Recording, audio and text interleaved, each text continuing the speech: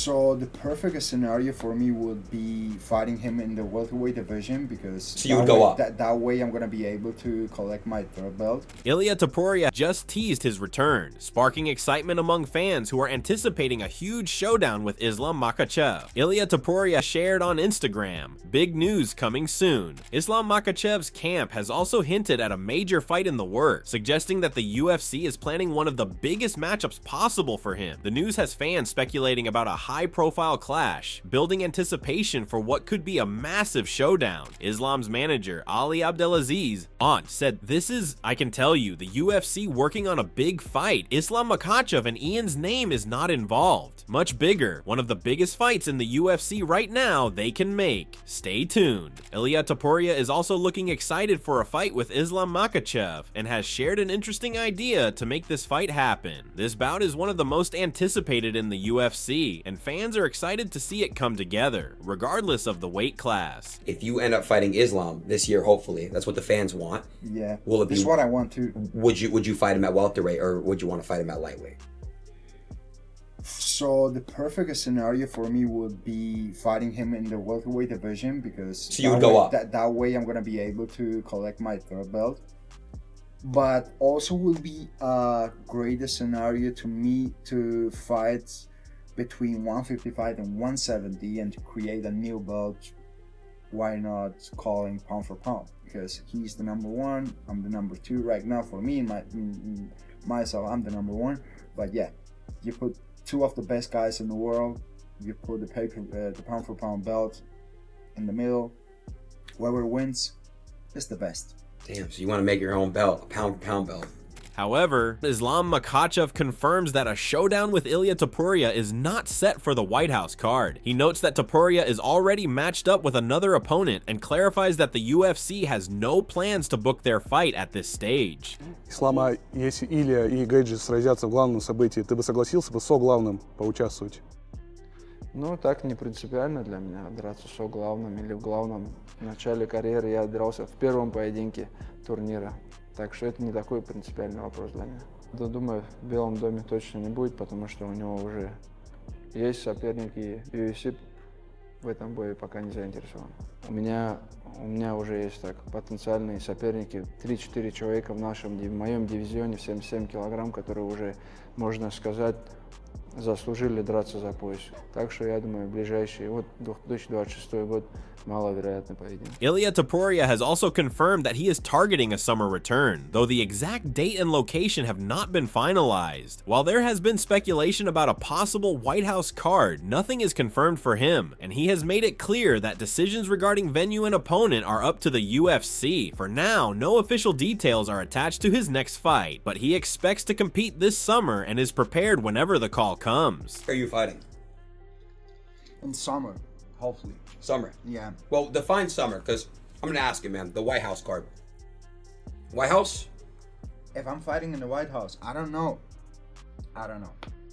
It's like you don't say to the UFC how to make fights and where they have to put you, and they don't tell you how to fight. So this is basically how it works. So as of right now, there's no White House. As of right now. As of right now, I have no idea what's going on. What? Yeah. So have you been hit up at all to fight in the summer yet, or no? I know that I'm gonna fight in summer, but I don't have any specific date or place that I know that I'm gonna fight. But you're ready. I'm ready. I'm ready. Topuria expressed his belief that he may not have been considered for the proposed White House card due to not being American, suggesting the promotion would likely prioritize a homegrown star for an event of that scale, mentioning someone like Jon Jones as the type of name better suited for that spotlight. And it's so hard to deal with so much things when you are in that they don't understand it. True. Makes sense. Yeah. Makes sense a lot. So, I mean, if I had to guess, it's got to be Jon Jones or Conor, right? I mean, like Conor, Nate, or... To be honest, I think it has to be someone American. Oh, I see. Yeah, it's the White House event. They need someone American to represent America. Got it. In the White House. Oh, it has to be like that. Oh, that's what it is. So that's probably why you didn't get the call. I don't know. I don't know. Maybe they don't give a damn about that. Maybe they care. This is Strickland, what maybe. me and you are thinking right now. Yeah, yeah, yeah, I We don't get know that. the truth. Islam Makhachev minimizes Ilia Topuria's threat at welterweight, highlighting Michael Morales as the bigger danger due to his raw power and ability to finish fights with a single shot. He questions how Topuria's success at a lighter weight would carry over against naturally bigger, stronger opponents, seeing welterweight as a significantly tougher challenge where Topuria wouldn't pose the same level of risk. Ну, я думаю, намного опаснее в том, если, например, брать именно панчера, тот же Моралес. Каждое попадание он людей спать отправляет. Если стоять перед ними и пропускать удары, каждый будет опасен. Но я не думаю, что в 77 что Топурия будет такой же опасный, как в 70, потому что там уже размеры другие, что и вес другой, и рост другой, что намного проще бойцам 77 будет драться с Топурией. И я не вижу никаких угроз для себя, если Топурия поднимется в 77. Я уже много раз повторялся, то я только за такого боя. Про что мы и говорили, будет большое шоу, фанатам интересно, и это будет в плане медиа очень большой. Michael Morales is also excited for this matchup and just posted an edit of him facing off with Islam Makhachev on Instagram.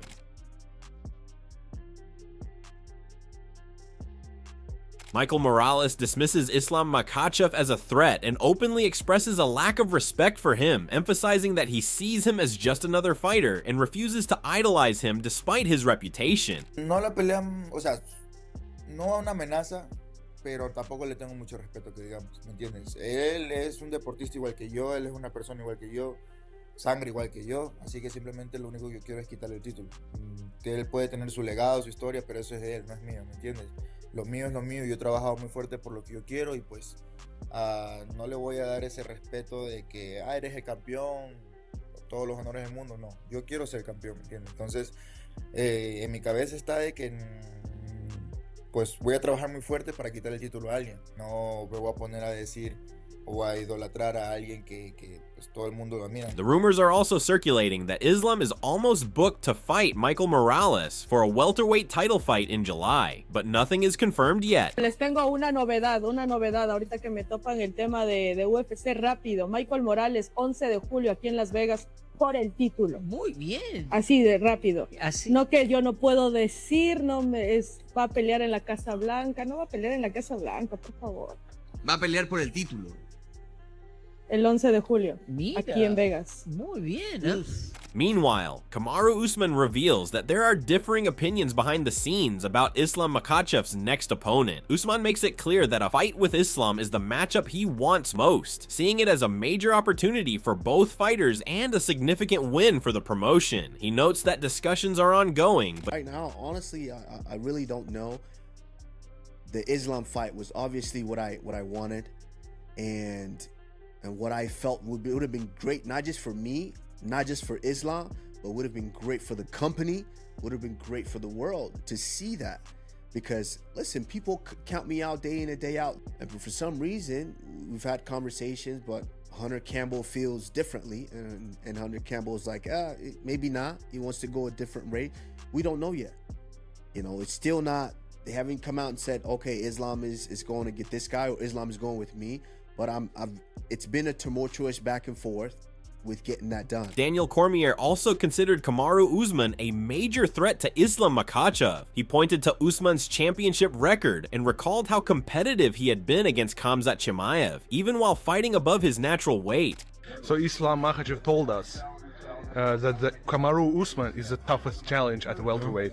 Do you agree with Islam? Because the other prospects haven't proven themselves. So if you're looking at resume, right, and what Usman's done in his career, he's one of the greatest welterweights of all time. I think also for people that are trying to dismiss Kamaru, because people are trying to dismiss Kamaru as a threat, remember how he fought Khamzat, right? Khamzat has destroyed just about everybody. Kamaru Usman fought him tough and won the third round, and if it was a 5-round fight, many felt Kamaru Usman had the opportunity to beat him. That was up a weight class. So while people are trying to write Kamaru off, I wouldn't be so quick to say that he is no challenge to Islam because of his wrestling pedigree, because of his championship pedigree. I agree with Islam. Kamaru Usman is a very difficult challenge for him. On the other hand, the MMA fans are waiting for March 7th as the lightweight giants Max Holloway and Charles Oliveira are all set to fight for the BMF belt. Does part of you want to go to the ground with Charles Oliveira on March 7th? We see what happens, you know. Never say never. I know. You know, my coaches just keep killing me, keep seeing interviews of me talking about jiu-jitsu and, you know, subbing him and whatever, and they laugh. But, you know, at the end of the day, I've been saying, you know, and people call me crazy, is like, you know, the BMF thing to do would be to submit a submission artist. So, and never say never. You know, I'm gonna go out there and find my fight done. Charles Oliveira has one deeply personal hope heading into his fight with Max Holloway. Beyond victory, he wants the moment of triumph to be shared with his father. More than anything, he envisions his father being the one to wrap the championship belt around his waist, making the achievement even more meaningful. Tem outra vibe, né, mano? Meu pai é outra coisa aí. Acho que imagino Deus abençoar a gente vencer. E ele receber o cinturão na mão para colocar na minha cintura, acho que vai ser algo que inédito, algo que eu não vou esquecer, o mundo não vai esquecer, principalmente ele, né? Vai ser top isso aí. Foi só alegria, depois só vamos viver o momento, curtir o momento.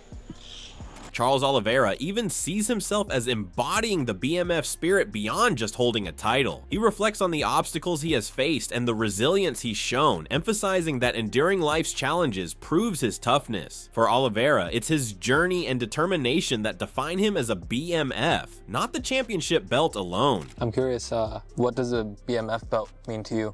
De verdade que eu sou. Yeah, you're already a BMF, you don't need the belt, yeah. Cara, na realidade, eu falo assim, que isso que a galera fala, o BMF é o do cara mais bravo da divisão, é do cara mais louco, pô, do cara mais motherfucker, que eles falavam, tal. Cara, cada um tem que ver o cinturão de uma forma. Eu vejo o cinturão de uma forma de um cara que, cara, teve a oportunidade de desistir da vida e, tipo, continuou em frente, que os médicos falaram que nem a bola de futebol ia jogar, tá ligado? Da minha trajetória inteira, recordista de bola, recordista de finalização, sabe? Tipo, se tu pegar a minha história inteira desde o começo, tá ligado? Eu sou um BMF, tá ligado? Não tem como não ser. Meanwhile, Alexander Volkanovski projected a decisive outcome when assessing the matchup between Max Holloway and Charles Oliveira. He suggested the fight likely ends inside the distance, Oliveira finding an early finish or Holloway taking over as the bout progresses and stopping him in the later rounds. Overall, he leaned toward Holloway securing a late stoppage rather than the fight going to a decision. Max Holloway, you go 100%. Now he is gonna get you tired, and he's one guy that knows how to capitalize on someone being tired. If he sees you tired, he's going to make you pay more and more and more, and he can definitely mentally and physically break you down. Does that give him opportunities to get the finish? I am going to say yes. I think Max is going to be the favorite. I think you'll get some better value at him getting the finish. I think he can get the finish. So he's favorite? Yeah, $1.46. Oh shit, big favorite, hot favorite. Charles paying $2.72. Okay, hot favorite. So let's go finish. I think he can get the finish. I think the later rounds he gets the finish. I think I can definitely see a finish in the third or fourth round even. I can definitely see it. I think Max Holloway can definitely start to do that, start to land, get in a position where, you know, Charles is more shelling up, trying to grab, not really working, and you can just see Max just start getting the finish and the ref's just sort of stopping it. Volkanovski is very confident that the final rounds will be the turning point in this fight, and he is hoping for Max Holloway to defend his belt. You know, just again, it's just Max is that type of guy that can put that type of pace on you. Charles is going to be dangerous enough to, you know, put him in danger, but the only thing is, you can't do that for 5 rounds with someone like Max. It's either Charles lands and gets a finish early, or he gets finished in them later rounds. That's what I'm thinking. Can it go a decision? Of course it can, you know. But I just think that I'm leaning more towards a finish than a decision for Max. Max Holloway acknowledged that age is beginning to catch up with him, explaining that he no longer feels as indestructible as he once did. He compared his younger self, who felt unstoppable and ready to crash through anything, to his current reality, where he's more aware of physical limits and recovery. Of course I can feel the difference, you know. I'm 34 now. Damn, you're 34? Yeah. Oh, you fuck, know, man. I'm about to be fucking 40. You're still fucking here. Like, I'm 34. I fight for 10 years. Yeah, you know what I mean? I'm 34 now, bro, and you can say this too, right? Our body feel way different. You know, when I was like 24, I feel like I could run through brick wall. You know what I mean? That's just how I feel. Now at this age, I'm like, that brick wall better be made out of foam or something if I'm running through it, please, you know? Because, man, I feel it, but it is what it is, you know? All jokes aside, it comes with age, and it just comes with IQ and fighting IQ. And I think, just like you, Mighty, I think you was ahead of your time, you know what I mean? I feel like you was ahead of your time when you was coming up, and that's why you did what you did, you know? And I feel like I did a lot of stuff that I had to do. I like to replicate a lot of my stuff, or even mindset things around the way that you would say. You'd give us little sneak peeks here and there to your career. Guys like us, we should listen, because, you know, if you was doing this at such a high level, then why can't I? Meanwhile, Charles Oliveira reflects on his first encounter with Max Holloway, describing how much he has grown since then. He recalls entering that fight as a young, injured fighter and contrasts it with his current self, calling himself a lion among lions. Oliveira emphasizes his evolution from a specialist in jiu-jitsu to a complete MMA athlete, noting that while Holloway has also grown and become the BMF champion, today's Charles is a stronger, more well-rounded competitor ready for the rematch. Daquela última luta para essa, eu evolui demais. Naquela luta eu entrei com a lesão. Like an injury to the shoulder of Charles Oliveira. Anticlimactic, but Max Holloway. É um Charles completamente diferente. Igual eu falei, eu sei que ele evoluiu, eu sei que ele cresceu, é o campeão BMF, porém o Charles de hoje é um Charles completamente diferente. Aquela época eu era só o Charles do Jiu-Jitsu, eu sou o Charles do MMA, eu sou um cara completo. Naquela época eu era só um menino, sabe? Igual eu falei, hoje eu sou um leão no meio dos leões. Então é completamente diferente uma luta da outra. Justin Gaethje favors Max Holloway in the fight against Charles Oliveira, noting that national pride plays a role in his prediction. Who you got, Oliveira or Holloway, Max? I mean, I'm definitely going to cheer for the American. You're a true patriot. Yeah, well, if I have to choose, I'm going to choose the American over the fucking foreigner. Robert Whitaker also voices concern for Charles Oliveira ahead of his clash with Max Holloway. Whitaker highlights Holloway's striking and fearlessness as major challenges and warns that Oliveira could face a difficult night, noting the Brazilian has been hurt in several of his previous bouts. I still don't really understand what the BMF is, what that means. I don't think anyone really does, but Max is definitely like the BMF. I don't think he can lose that title. You can't be up 5 rounds and then point to the center of the octagon. Dude, like, you don't lose the BMF no matter what. Like, because nobody else does that. Nobody else can, because they don't have the cojones, mate. I worry for Oliveira. I love him like everyone else does, but Max, I think Max is the better striker, mate. He's gonna go in there and go pow pow pow. And Oliveira's I love that. Yeah, he's gonna get hurt, man. He gets hurt a lot of fights, you know.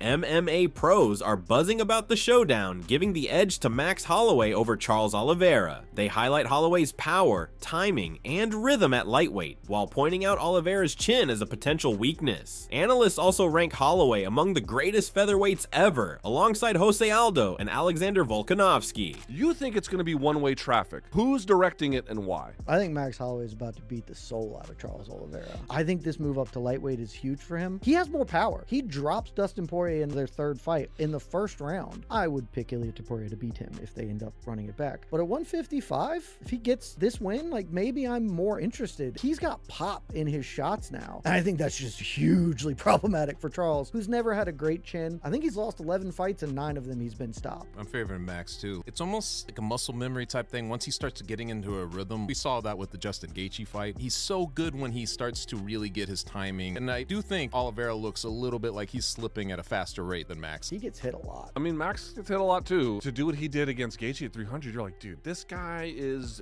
beyond remarkable. One of the 10 greatest fighters of all time, which is insane because I think 3 of the 10 greatest fighters of all time are featherweight. That's all we have from today's video, and we hope you enjoyed it. Share your thoughts in the comments section, and don't forget to like and subscribe to our channel for more amazing MMA videos.